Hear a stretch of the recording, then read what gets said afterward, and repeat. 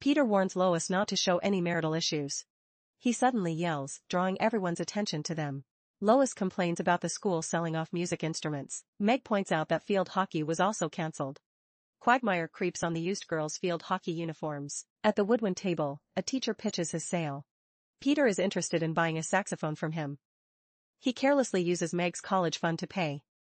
A commercial for a shady online college plays. It shows chaotic scenes instead of a real campus. The narrator pitches this as a desperate alternative. Later, the family gathers to watch The Masked Singer. Peter suddenly interrupts by loudly playing his new saxophone. Lois scolds him for being so inconsiderate of others. He even ruined their Thanksgiving by playing during football. At an AA meeting, a woman shares her struggles. Peter bursts in, playing his sax to the tragedy. He thinks sad stories make the perfect musical setup. He even shows up at a military funeral to play.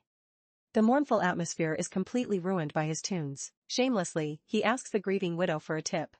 Late at night, he plays under a street lamp. His loud saxophone echoes through the whole neighborhood. Joe furiously yells at him to stop the racket. He was in the middle of an amazing dream.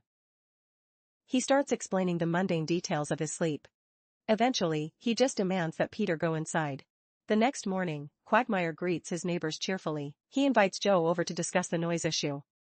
Joe vents about how Peter is driving him crazy. Quagmire reveals his own Peter Griffin survival kit. It includes a tracker for Peter's spiked heart rate. Joe asks if there's anything to help him sleep.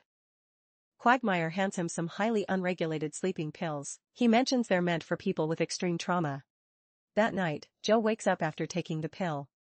He surprisingly walks straight over to Quagmire's front door. Quagmire realizes Joe is actually fast asleep while walking. Suddenly, Joe collapses back onto the ground. He wakes up, thrilled that he broke a record. At the hospital, a doctor checks on Joe's condition. They call in a special pseudoscience expert for advice. Joe explains that the strange pill made him walk. The expert says the deep sleep bypassed his injury. However, he will retain his normal personality while sleepwalking. The guys note that sleepwalking Joe was incredibly cool.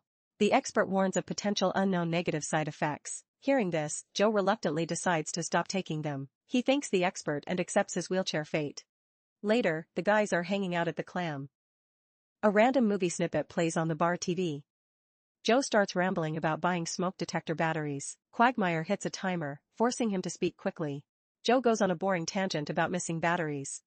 The group groans, realizing how dull he actually is. They beg him to take another pill and transform. Joe gives in and swallows one of the pills. He instantly passes out and hits the floor hard. Moments later, he stands up as his cool alter ego. He excitedly announces he's throwing a summer solstice party. The guys are amazed by his sudden charisma. Peter asks if he can bring a date along. Sleepwalking Joe casually tells him to bring two. The party is a massive hit with everyone there. Joe confidently presents a basic spread of snacks. The guys act like it's the greatest feast ever. Joe grabs his wife Bonnie for a romantic dance. He dips her and gives her a passionate kiss. Lois watches with obvious jealousy and wants Peter's attention. Peter ruins the moment by being his usual self. At the bar, they reminisce about the amazing night. They even ate mushrooms and cried at the sunrise. Normal Joe rolls in, completely unaware of what happened. They bluntly tell him that his sleepwalking self is better. He learns that they had an incredible free love tent. Joe is shocked and feels completely left out. Peter shows Joe a video of his cool alter ego. Sleepwalking Joe is even giving out confident life advice. Bonnie steps out of the bathroom, wanting more action.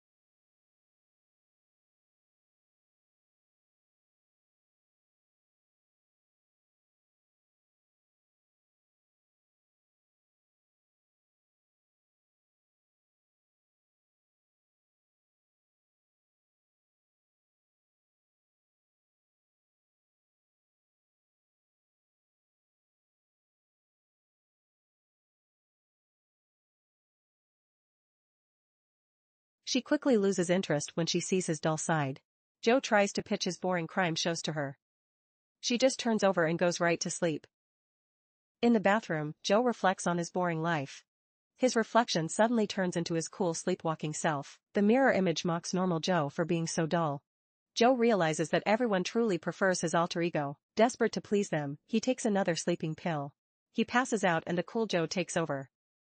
He immediately makes a messy sandwich to fuel up. The next morning, Bonnie finds him in the kitchen. He confidently sweeps her off her feet once again. They share another wildly passionate kiss right there. Later, the guys take sleepwalking Joe golfing. He drives the ball with incredible strength and skill. The ball soars majestically across the bright blue sky. He suggests they ditch the carts and walk everywhere. The out-of-shape guys are absolutely miserable walking. Even playing mini-golf is too much exercise for Peter. They trudge behind Joe, completely exhausted and sweaty. Joe smoothly buys them drinks from the beverage cart. He offers Cleveland a special hangover cure. He casually tells Cleveland to use his Apple Pay. Cleveland drinks it, but they're still not having fun. Joe's intense energy is starting to wear them down. Quagmire struggles to keep up with the endless holes. Cleveland points out that Joe is just too much. Peter lays on the green, completely out of breath.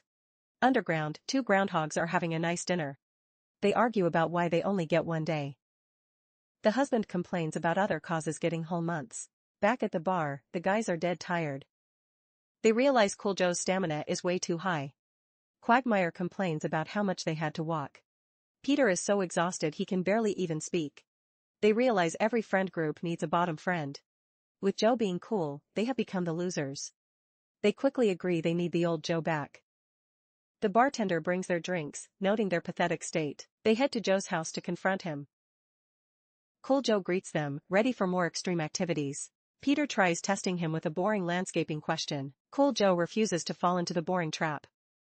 He blasts a song from a boombox, ready to party. They finally admit they want their boring friend back. But Cool Joe vows he will never return.